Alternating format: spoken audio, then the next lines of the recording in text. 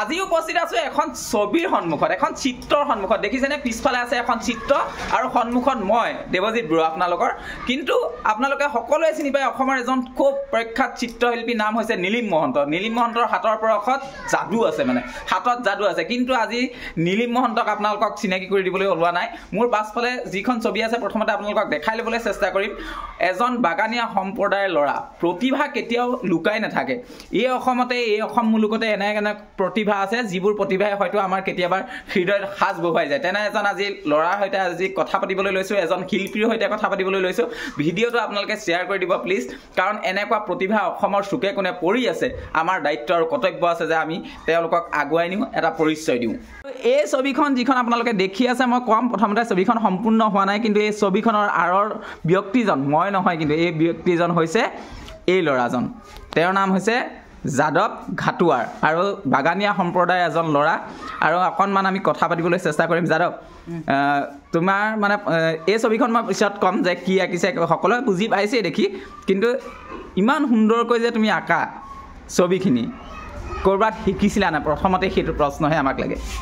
প্ৰথমতে শিকা নাই বৰকতো, মই নিজে ছবি আঁকি ভাল পাওঁ। হয়, সেইটো ছবি আঁকি থাকোঁ, এনেকৈ শিকিছোঁ আৰু। শিকিছা মানে এতিয়ালৈকে তুমি কেনেকুৱা ধৰণৰ ছবিবোৰ আঁকা? ছবি মানে মই এনেই প্ৰাকৃতিক দৃশ্য আঁকো, মানুহৰ ছবি আঁকো, তেনেকৈ আঁকি ভাল লাগে। কিতাপৰ ছবিবোৰ চাওঁ, কিতাপৰ ছবি চোৱা। প্ৰথমতে আপোনালোকক মই ছবিখিনি অকণমান দেখুৱাই দিবলৈ চেষ্টা কৰিছোঁ। এয়া আঁকি আছে, যেতিয়া ফিনিচিং হ'ব আপোনালোকক দেখুৱাই দিবলৈ চেষ্টা কৰিম, শেষত আজিয়ে হৈ যাব।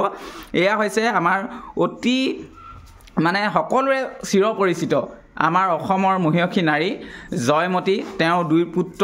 আৰু এই আটাইতকৈ বেদনাদায়ক দৃশ্যটো ইয়াত আঁকিবলৈ চেষ্টা কৰা হৈছে। আৰু মই কৈছিলোঁ যে এনেকুৱা এখন ছবি আঁকি দিয়া মই কৈ দিছিলোঁ, আৰু মই কৈ দিয়াৰ মতেই তেওঁ খুব সুন্দৰকৈ আঁকিবলৈ চেষ্টা কৰিছে। চাওক ছবিখন, এয়া হৈছে গদাপানী সেউ, যেতিয়া নাগাপাহাৰলৈ তেওঁক পলুৱাই পঠিয়াই দিয়া হৈছে। আমাৰ যাতে ছাত্ৰ ছাত্ৰীসকলৰ, আমি যাতে আমাৰ এই প্ৰজন্মটোক, উঠি অহা প্ৰজন্মটোক যাতে অকণমান শিক্ষা দিব পাৰোঁ যে আমাৰ পূৰ্বপুৰুষসকল, পিতৃস্বৰূপ আহোম সম্প্ৰদায়, আহোমৰ ৰাজত্বকাল, তেওঁলোকে কেনেধৰণে, ৰজাসকলে আমাক কেনেধৰণে মিলা প্ৰীতিকে ৰখাইছিলে। চাউলুং চুকাফা, গদাপানী, ৰুদ্ৰসিংহ, ৰুদ্ৰসিংহ, সৰুতে নাম কি আছিলে, জয়মতী কুঁৱৰী, এই সকলোখিনি অকণমান যাতে বিদ্যালয়তেই তেওঁলোকে শিকিব পাৰে, তাৰ এক ব্যৱস্থা কৰা হৈছে। আৰু ছবিখন মই প্ৰথমতে দেখাইছোঁ, বাকী ছবিখিনি আপোনালোকক মই দেখাবলৈ চেষ্টা কৰিম। এইখন তেওঁ আঁকি আছে খুব কম সময়ৰ ভিতৰতে, খুব সুন্দৰ। আৰু এটা কথা, ব্যস্ত হৈ আছে, তথাপিও কেইটামান কথা সুধিলোঁ, কিমান বছৰ বয়সৰ পৰা মানে ছবি আঁকিবলৈ ধৰিলা? মই একেবাৰে সৰুৰ পৰা আৰম্ভ কৰিছে। এতিয়া মই মানে যিখিনি মানুহৰ ছবি কোনোবাই যে আঁকি দিবলৈ কয় যে আমাৰ ছবিখন আঁকি দিয়া, সেইখিনি ছবি অঁকা হয়? কেতিয়াবা কম্পিটিশ্যনত যোগদান দিয়া হৈছে নাই? আগতে কৰিছিলা, কিন্তু স্কুলত পঢ়ি থাকোঁতে কিন্তু এখন হয়তো শিল্ডৰ প্ৰয়োজন আছে। এতিয়া যদি তোমাক মানে কোনোবাই, এতিয়া বিদ্যালয়সমূহত যিহেতু বালা পেইণ্টিং আহি আছে, সেইখিনি মেক্সিমাম তুমিয়ে কৰিছা। কিমানখন বিদ্যালয় এতিয়ালৈকে কৰিলা? মই 7খন কৰিলোঁ এতিয়ালৈকে। 7খন বিদ্যালয় কৰিলা। এই আৰ্টবোৰ কৰোঁতে কল্পনা শক্তি বেছিকৈ প্ৰয়োজন নেকি? প্ৰয়োজন আছে। এতিয়া তোমাৰ ঘৰত কোন কোন আছে সেইটোও জানিব বিচাৰিম। ঘৰত এতিয়া বৰ্তমান মই, দেউতা, আমি দুজনে আছে। কিমানলৈকে পঢ়িলা? পঢ়া শুনা কিমান হ'ল? মেট্ৰিক দিলোঁ।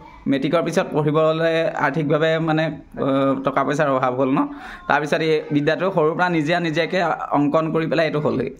এতিয়া মই অকণমান কথা এটা এইটো জনাব বিচাৰিছোঁ যে এইজন হৈছে এজন এনেকুৱা অসমীয়া ল'ৰা, যিজন ল'ৰাই আৰ্থিক দৈন্যতাৰ বাবে হয়তো নিজৰ পঢ়াখিনিক আগুৱাই নিব নোৱাৰিলে, কিন্তু তেওঁৰ যিটো প্ৰতিভা আছিলে, এই প্ৰতিভাটো কিন্তু তেখেতে সদায় হাতৰ যিটো পৰশ, হাতে যিটো ছবিখিনিক এটা প্ৰাণ দিয়ে, এই প্ৰতিভাটো তেওঁ কিন্তু লগত কেৰি কৰি লৈ গৈ থাকিল। সেইকাৰণে আমি কওঁ যে আমি আৰ্থিক দৈন্যতাই কোনোদিন প্ৰাচীৰ হ'ব নোৱাৰে। এই ল'ৰাজনক চিনাকি কৰি দিয়াৰ দায়িত্বটো কিন্তু আপোনাৰ, এই ল'ৰাজনক চিনাকি কৰি দিয়াৰ দায়িত্বটো মোৰ, সকলোৰে আছে। যে আমাৰ বহুতে কৈ থাকে যে বাগানীয়া ল'ৰাসকল, বাগানীয়া সম্প্ৰদায়ৰ যিসকল ছাত্ৰ ছাত্ৰী আছে, তেওঁলোকে আধাটা স্কুল সামৰি দিয়ে। হয়তো তেওঁলোকৰ সেইখিনি পৰিস্থিতি, কিন্তু তেওঁলোকৰ হাতত প্ৰতিভাৰ অভাৱ নাই, কিন্তু প্ৰতিভা সকলোৰে আছে। সেই প্ৰতিভাটোক লৈ যোৱাটো আমাৰ দায়িত্ব আছে। আমি তেওঁলোকক কেনেধৰণে লৈ যাব পাৰিছোঁ। ইমান এটা সুন্দৰ প্ৰতিভা, আপোনালোকে ছবিবোৰ দেখি আছে, তেওঁ কেনেকুৱা ধৰণৰ ছবি অংকন কৰে। সেই ছবিবোৰে হয়তো কথা কয়। যাদৱৰ যিখিনি মনৰ কথা, এই কথাখিনি হয়তো তেওঁ ছবিৰ আকাৰে প্ৰকাশ কৰিবলৈ চেষ্টা কৰে। নীলিম মহন্তক সকলোৱে চিনি পালে, কিন্তু এতিয়া সময় আহিছে যে এই যাদৱক চিনি পোৱা। যাদৱ ঘাটুৱাৰ যিজন প্ৰিয়কৰ এজন ল'ৰা, তিয়কৰ তোমাৰ গাঁওখনৰ নামটো কি আছিলে? মুদৈজান বাগান। মুদৈজান বাগানৰ ল'ৰা ক্লাছ 10লৈকে তেওঁ পঢ়িলে 10 উত্তীৰ্ণ হ'লে নাই উত্তীৰ্ণ হ'ল কিন্তু হায়াৰ ছেকেণ্ডেৰীত তেওঁ দেওনা নগ'লে হয়তো আৰ্থিক দৈন্যতাৰ বাবে ঘৰত মাত্ৰ পিতৃ আৰু তেওঁ ঘৰখনৰ সম্পূৰ্ণ দায়িত্ব তেওঁৰ ওপৰতে আছে এতিয়া কথা হ'ল কেৱল মাত্ৰ এজন শিল্পী এজন শিল্পী হয় মই আকৌ পুনৰবাৰ তেখেতৰ ছবিবোৰ দেখাবলৈ চেষ্টা কৰিছোঁ ইয়াতে আঁকি থোৱা আছে যে এইটো চাওক এইটো আঁকিছে তেওঁ বাকীখিনিও আপোনালোকক দেখাবলৈ চেষ্টা কৰিম এইটো ছবি আপোনালোকৰ কেনেকুৱা লাগিছে ক'ব এইটো চাওক ইয়াত ফিনিচিং কৰা নাই গোটেইখিনি ফিনিচিং কৰিলে আৰু ধুনীয়া হ'ব এয়া আমাৰ যিখিনি আছে আহোমৰ যিখিনি আছে আমাৰ কীৰ্তিচিহ্ন সেইখিনি আঁকিবলৈ চেষ্টা কৰিছে এইখন চাওক এইটো চাওক কি চাব এইফালে আঁকিবলৈ চেষ্টা কৰিছে এইটো খুব কম সময়ৰ ভিতৰতে আঁকে এইখন চাওক এখন বিদ্যালয়ৰ পৰিৱেশ তেখেতে নতুন কৰি দিছে যে এইখন চাওক কি ধুনীয়াকৈ আঁকিছে এইফালে চাওক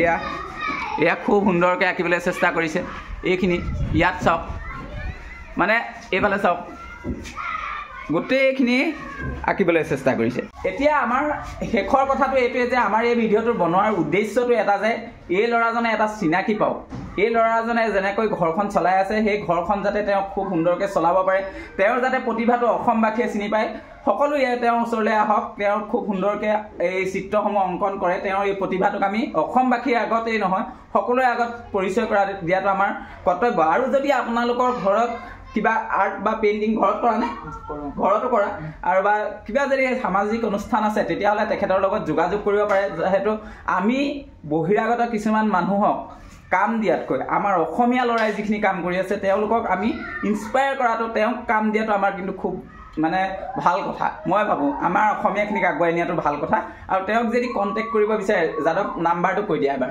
600-321-9823 মই আৰু এটা কথা যাদৱক সুধি ল'ব বিচাৰিছোঁ যে এই পেইণ্টখন যিমান এনেই ধৰি লোৱা হ'লে এনেকুৱা পেইণ্ট এখন কৰিবলৈ এনেই কিমানমান পইচা তুমি ল'ব পাৰিবা